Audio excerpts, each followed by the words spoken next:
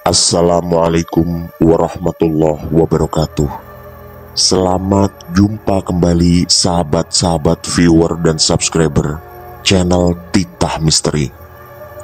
Kali ini kami akan membawakan sebuah kisah misteri dengan judul Misteri Lukisan di Pinggir Pantai. Selamat mengikuti.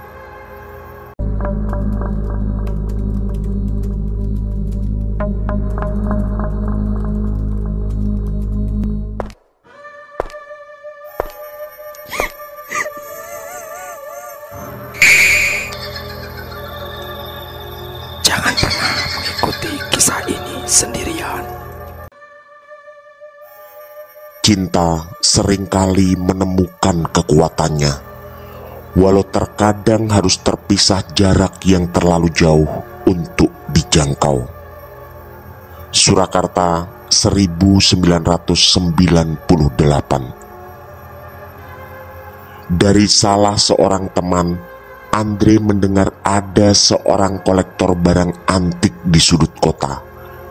Kabarnya, selain juga sebagai paranormal, bapak itu juga punya kebiasaan unik. Semua barang koleksinya bisa dijual tapi dengan harga yang tidak mahal. Hanya saja, dia tak bisa menjual barang-barangnya pada sembarang orang. Katanya, si pembeli haruslah orang yang cocok. Dan kesimpulan tentang cocok atau tidaknya si pembeli selalu melewati sebuah proses penerawangan gaib. Keris, guci beraneka ukuran, tempat sesajen, piring kuno, dan beberapa lukisan ada di sana. Sebenarnya Andre tak pernah tertarik dengan apapun yang berbau mistis, tapi dia sangat menggemari lukisan. Selain dari dulu hobi melukis, dia selalu betah berlama-lama setiap kali memandangi lukisan yang menurut dia dibuat dengan sepenuh perasaan. Malam itu, sekitar jam 8, Andre berangkat ke sana. Di usia 35 tahun, dia memang belum menikah dan masih ingin menikmati kebebasan sendiri tanpa diganggu urusan wanita. Hatinya pun sudah lama tertutup untuk hal-hal seperti itu. Setelah sekitar setengah jam perjalanan, Andre pun sampai di sana. Pak Yono, sang pemilik barang-barang antik itu, ternyata belum terlalu tua. Usianya mungkin tak jauh dari 50 tahun. Begitu menyatakan ketertarikan pada barang-barang antik, Andre langsung dibawa ke ruangan belakang yang cukup luas. Beraneka barang antik ada di ruangan itu. Pak Yono juga sangat fasih menjelaskan satu persatu barang di sana, dan dia terlihat sangat menikmati. Katanya, sudah sekitar 15 tahun ini dia menggemari barang-barang antik, sekaligus cerita dan sejarah yang mengiringinya. Hobi seperti ini, kata Pak Yono, diwarisi dari kakek dari jalur ibunya. Tapi, seperti yang Andre dengar sebelumnya, Pak Yono memang tak mau menjual barang-barangnya kecuali pada orang yang dirasa cocok. Setelah beberapa menit berkeliling sambil mendengar keterangan dari Pak Yono, mata Andre tertambat pada sebuah lukisan kecil yang terbingkai begitu rapi. Tak terlihat mencolok di antara lukisan-lukisan yang lain, tapi Andre merasa lukisan itu begitu hidup. Seorang wanita berambut panjang terurai sedang berdiri di atas pasir. Wajahnya tak terlihat karena dia sedang menghadap laut, dan di depannya terlihat gulungan ombak kecil yang sedang mendekat. Lukisan ini terlihat unik dan sederhana, dan sepertinya hanya dibuat dengan menggunakan pensil. Tapi hasilnya tetap menarik dan semakin lama diperhatikan, terasa semakin hidup. Andre lalu memberanikan diri bertanya berapa harga lukisan itu. Gak mahal, Dek. 50.000 saja. Ini saya dapat sekitar 10 tahun lalu dari seorang wanita yang datang bawa langsung ke sini. Katanya waktu itu kelak lukisan ini akan sampai di tangan yang tepat. Begitu jawab Pak Yono. Lalu Pak Yono menanyakan kembali apakah Andre benar-benar tertarik dengan lukisan itu. Dan setelah Andre mengangguk dengan sangat meyakinkan, Pak Yono minta dia menunggu beberapa menit. Katanya ada ritual khusus yang akan dilakukan sebelum memutuskan apakah lukisan itu boleh dibelinya. Andre pun menuruti, karena memang seperti inilah informasi dari temannya beberapa hari lalu, bahwa tidak semua orang boleh membeli barang antiknya dan harus melewati sebuah penerawangan gaib. Sambil menunggu, Andre berkeliling memperhatikan beraneka barang yang ada di ruangan, terutama lukisan yang dia hitung ada 8 di sana. Tapi tak ada yang lebih menarik dibanding lukisan wanita tadi. Sekitar 5 menit kemudian, Pak Yono keluar dari kamar khususnya. Sambil tersenyum, dia mengatakan bahwa Andre boleh membeli lukisan itu. Mata Andre berbinar mendengarnya. Tapi dia tiba-tiba teringat perkataan Pak Yono tadi, bahwa wanita yang dulu membawa lukisan ini sempat mengatakan bahwa kelak lukisan ini akan sampai ke tangan yang tepat. Entah apa misteri di balik ini semua. Setelah menerima uang dari Andre, Pak Yono mengemas lukisan itu dalam sebuah kardus dengan rapi. Tak lupa, Pak Yono juga berpesan agar lukisan itu dijaga dengan baik. Minimal sesekali dibersihkan agar tidak berdebu. Andre pun pamit pulang. Ada kepuasan luar biasa karena berhasil mendapatkan lukisan yang menurutnya sangat hidup. Walau sebenarnya begitu sederhana. Jujur, andai Pak Yono memasang harga 500.000 pun, lukisan itu tetap akan dibelinya. Sesampai di rumah, Andre disambut oleh sang ibu. Memang mereka hanya tinggal berdua. Linda, adiknya satu-satunya, sudah menikah 5 tahun yang lalu dan kini tinggal di Jakarta mengikuti suaminya. Ayahnya sudah lama meninggal ketika Andre duduk di kelas 3 SMP. Di dalam kamar sebenarnya ada 2 lukisan yang sudah tergantung di sana. Tapi entah kenapa, lukisan baru ini tiba-tiba mendapat tempat spesial di hatinya. 2 lukisan sebelumnya diturunkan dari tembok dan lalu disimpannya dengan rapi di atas lemari. Dan di dekat jam dinding, di arah tepat dia menghadap ketika tidur, lukisan baru itu digantung di sana. Cukup lama Andre memandangi lukisan itu. Entah apa yang istimewa. Yang jelas hatinya mengatakan lukisan itu begitu menawan dan sekali lagi terasa hidup. Padahal sekilas 2 lukisan lain sama sekali tak kalah, terutama dari paduan warna serta tingkat kesulitan pembuatannya. Setelah puas mengagumi lukisan itu, Andre pun bersiap tidur. Tapi ada satu yang sebenarnya mengganjal pikiran sekaligus menyisakan sedikit kekhawatiran. Apa maksud dari lukisan ini berada di tangan yang tepat? Setelah lama tak menemukan jawaban, Andre pun akhirnya berhasil tidur.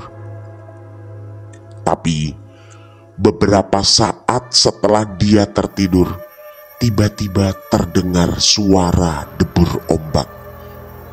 Di pikirannya, ini semacam dejavu.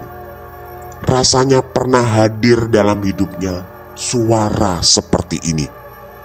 Bahkan aroma udara yang melintas, tapi entah kapan dan di mana. Lalu kesadaran Andre tiba-tiba muncul. Suara debur ombak itu ternyata berasal dari lukisan yang baru dibelinya.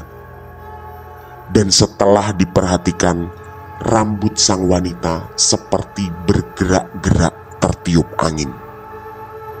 Tunggu dulu, lukisan itu benar-benar hidup. Juga ombak yang bergulung-gulung dengan gerakan yang berirama. Sungguh sebuah pemandangan indah dan menyejukkan. Lalu entah kenapa semua rasa takut yang tadi sempat muncul perlahan menghilang dan berganti dengan ketenangan dan kenyamanan yang luar biasa. Wanita itu tetap memandang jauh ke laut. Sesaat kemudian dia membalikkan badan. Suasana kamar yang agak remang membuat wajah sang wanita tidak terlihat dengan jelas. Dan ini yang paling mengejutkan. Wanita itu perlahan keluar dari dalam lukisan. Dia benar-benar bergerak keluar dari figura. Kemudian dengan sangat cepat dia terbang menyergap Andre. Andre yang terkejut dipeluknya dengan erat. Aroma parfum sang wanita seperti bukan sesuatu yang baru. Andre pernah mencium aroma ini, tapi lagi-lagi entah kapan dan di mana. Andre merasa hampir kehabisan nafas. Dekapan wanita itu begitu kuat, tapi sama sekali tak terasa dia ingin menyakiti Andre. Yang justru dirasakan Andre adalah wanita ini ingin melampiaskan sesuatu seperti kerinduan tiada tara. Entahlah siapa wanita ini. Andre lalu terdorong sampai tersandar di tembok dalam posisi tetap duduk di atas kasurnya. Lalu matanya tiba-tiba merasakan sesuatu. Setelah menggosok-gosokkan mata, dengan cepat sang wanita melesat kembali dan masuk ke dalam lukisan. Semuanya kembali seperti sedia kala. Andre terhenyak sambil memegangi dada yang tadi sempat sesak. Kini bukan hanya pertanyaan tentang siapa sang wanita, tapi juga sebuah pertanyaan baru. Apakah peristiwa yang baru dialami terjadi di alam nyata atau hanya mimpi belaka? Sempat diliriknya jam tangan, jam 2:15 menit. Karena rasa takut tak lagi dirasakan, diperhatikannya lagi lukisan itu. Tak ada gerakan sama sekali. Juga semua aroma yang tadi singgah di hidungnya telah hilang sama sekali. Andre pun tak bisa lagi tidur sampai pagi tiba. Dia lalu tenggelam lagi dalam kegiatan kesehariannya. Sibuk dengan studio foto dan usaha fotografinya.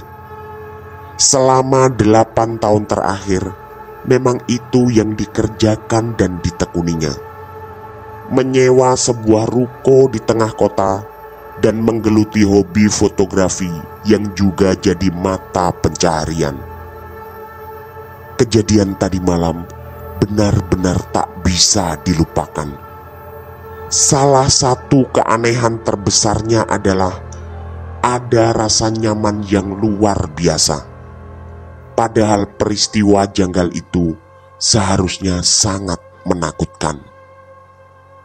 Sempat terbersit niat untuk menceritakan pada Pak Yono, tapi entah mengapa Andre tak yakin Pak Yono punya jawabannya. Semua keanehan itu akhirnya tak terjawab dan tetap tenggelam dalam pikirannya. Malam harinya, Andre mengalami lagi hal yang mengejutkan. Bahkan kali ini sangat meyakinkan. Ini sama sekali bukan mimpi. Seperti kemarin, dia terbius oleh keindahan lukisan yang baru dibeli. Rasanya bukan hanya keindahan, tapi ada kekuatan aneh yang tak mampu dijelaskan. Sekaligus otaknya berkali-kali mengingat ucapan Pak Yono. Kali ini suara debur ombak langsung menyelinap ke telinga Andre ketika dia sedang berdiri dan memandangi lukisan itu.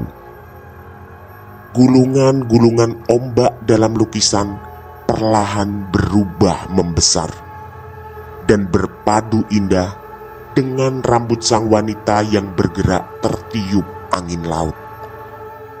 Aroma udara laut yang khas semakin membuatnya penasaran tentang siapa wanita yang sedang membelakanginya. Beberapa kemungkinan lalu terlintas di pikirannya. Apakah wanita ini adalah Ratu Laut Selatan yang oleh banyak orang disebut dengan panggilan Nyi Roro Kidul? Tapi andai memang dia adalah Nyi Roro Kidul, untuk apa dia mendatangi Andre? Pertanyaan itu lagi-lagi tidak terjawab. Dan ada yang sangat aneh, karena lagi-lagi hanya kenyamanan dan ketenangan yang bisa dirasakan Andre. Tak ada kekhawatiran dan tak ada sama sekali ketakutan. Wanita dalam lukisan seperti sedang dihampiri ombak besar yang akan menggulungnya. Tapi dia tak bergeming, hanya terus berdiri seakan tak menyadari bahwa ancaman besar sedang berada di depannya dan siap menelan tubuhnya. Andre terbawa kepanikan. Sebagian otaknya berpikir bagaimana cara menyelamatkan wanita itu, tapi sebagian yang lain segera menyadari bahwa wanita itu sedang berada dalam lukisan dan pasti tak bisa dijangkaunya.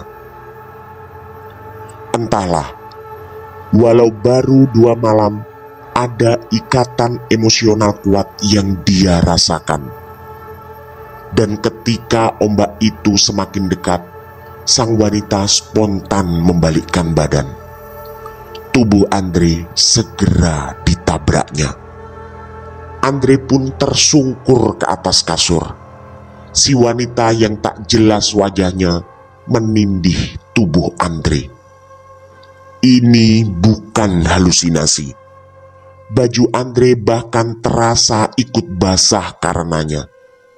Kembali, aroma laut berpadu sempurna dengan aroma parfum si wanita.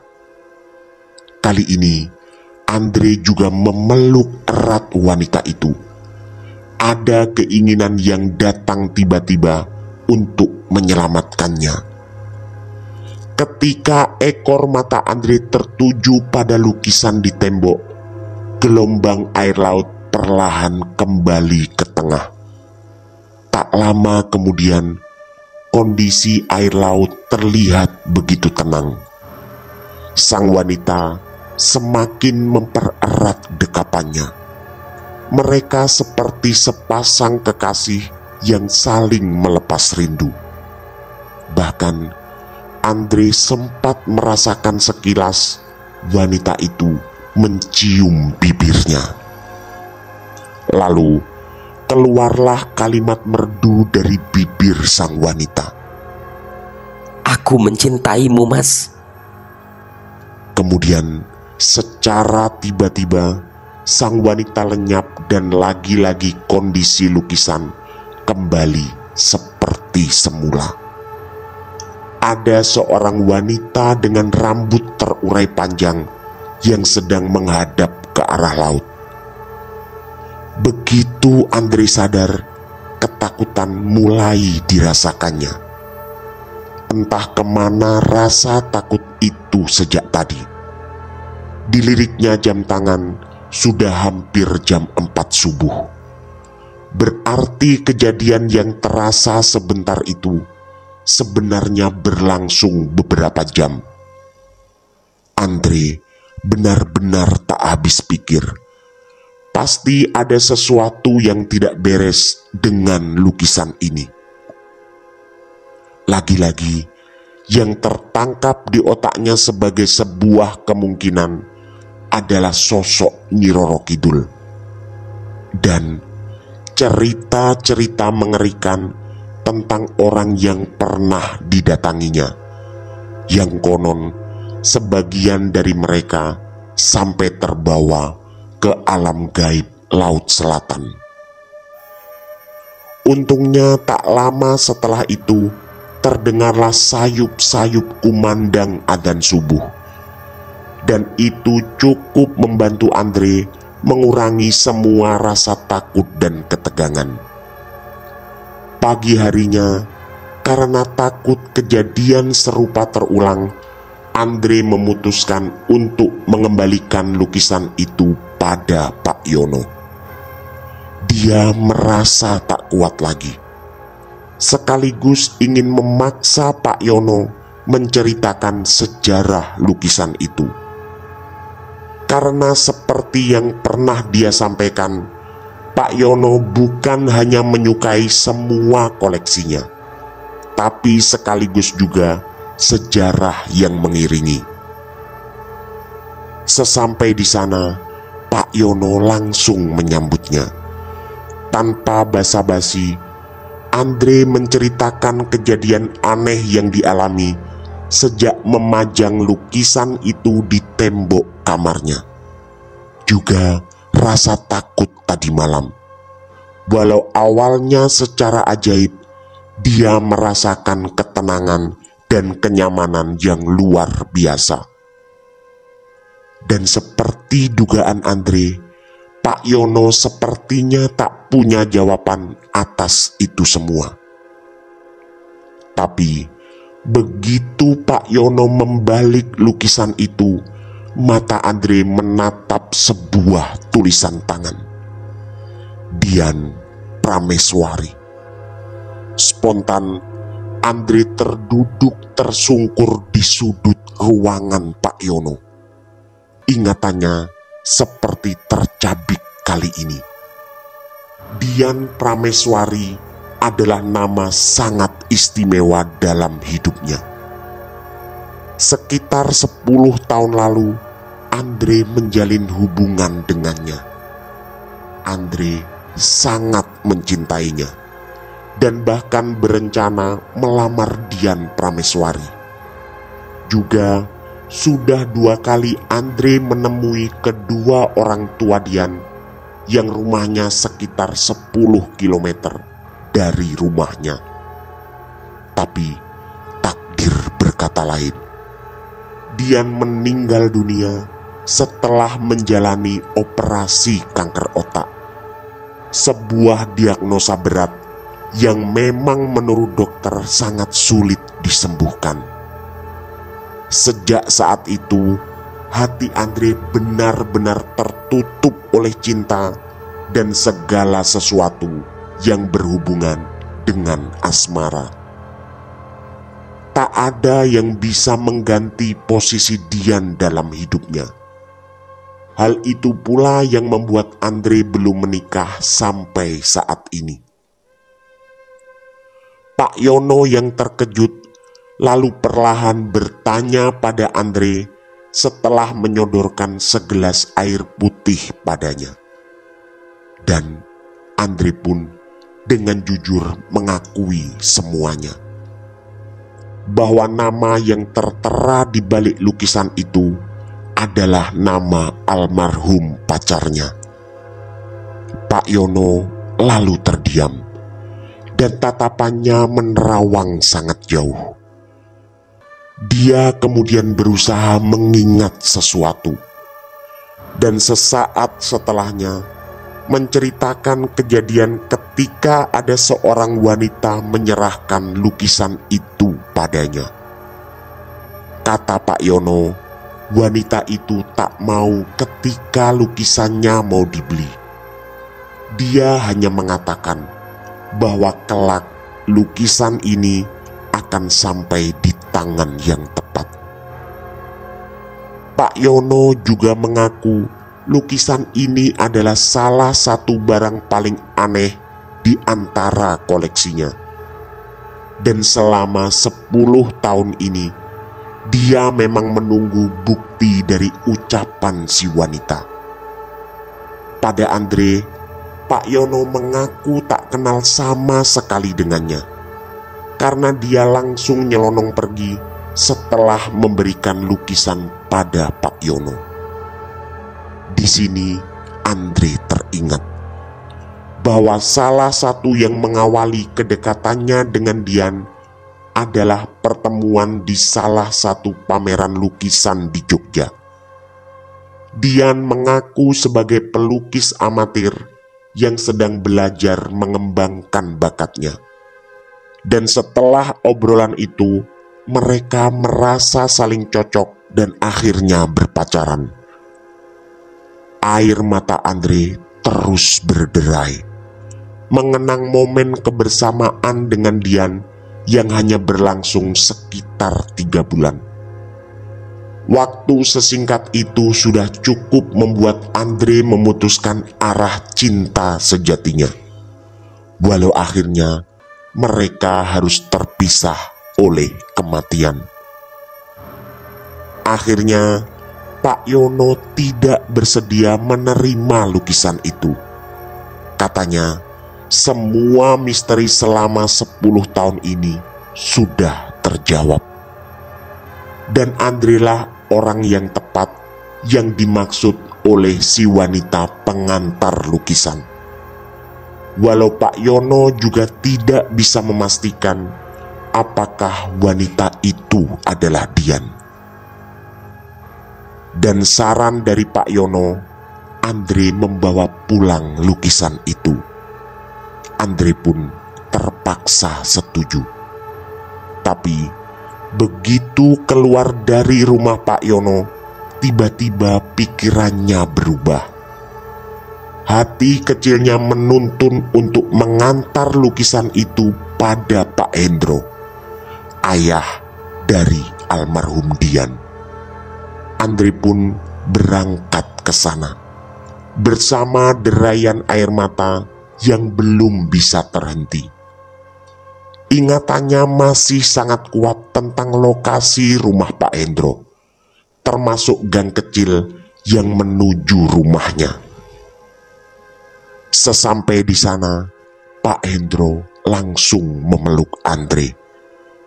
Beliau mengaku masih sangat ingat wajah Andre, bahkan juga namanya. Setelah dipersilakan duduk, mereka berdua pun ngobrol. Pada Pak Hendro, Andre menyampaikan salam hormatnya, sekaligus pengakuan bahwa sampai saat ini dia belum menikah, karena tak pernah berhasil membuka pintu hati untuk wanita manapun sepeninggal Dian. Pak Hendro lalu terlihat berkaca-kaca. Dian memang adalah anak dan harapan satu-satunya. Pak Hendro juga bercerita bahwa istrinya meninggal sekitar 2 tahun lalu setelah oleh dokter divonis mengidap penyakit yang sama dengan sang putri, yaitu kanker otak. Dan sejak saat itu Pak Hendro menjalani hidup seorang diri. Andre lalu bangkit dan memeluk Pak Hendro. Terasa sekali mereka berdua saling menguatkan. Andre bisa merasakan betapa berat apa yang dialami Pak Hendro, karena dia juga merasakan kesedihan luar biasa sejak ditinggal oleh Dian. Kemudian Andre mengutarakan niat kedatangannya, yaitu mengantar lukisan yang di belakangnya tertera nama Dian Prameswari. Pak Hendro lalu terkejut, dan setelah berusaha mengingat, beliau menceritakan sesuatu yang juga tak diduga oleh Andre. 10 tahun lalu, seingatnya, Dian memang pamit untuk mengantar lukisan yang baru selesai dibuatnya pada seseorang. Tapi, kata Pak Hendro, Dian tak menceritakan siapa orang yang dimaksud. Bahkan Pak Hendro juga tak sempat melihat hasil lukisan itu. Lalu, seperti juga Pak Yono, Pak Hendro tak bersedia menerimanya. Hanya saja dengan alasan yang berbeda. Beberapa hari yang lalu, beliau mengaku bermimpi didatangi Dian. Dalam mimpi itu, Dian berpesan, jika ada orang yang mengantar lukisannya, jangan diterima, karena dia adalah orang yang tepat untuk menyimpan lukisan itu. Air mata Andre kembali mengucur deras. Berarti lukisan itu memang dibuat Dian khusus untuknya. Andre lalu teringat sebuah momen ketika mereka berdua menghabiskan waktu di sebuah sore yang indah di pantai Parangtritis. Dan suasana dalam lukisan sepertinya memang menggambarkan kondisi ketika itu.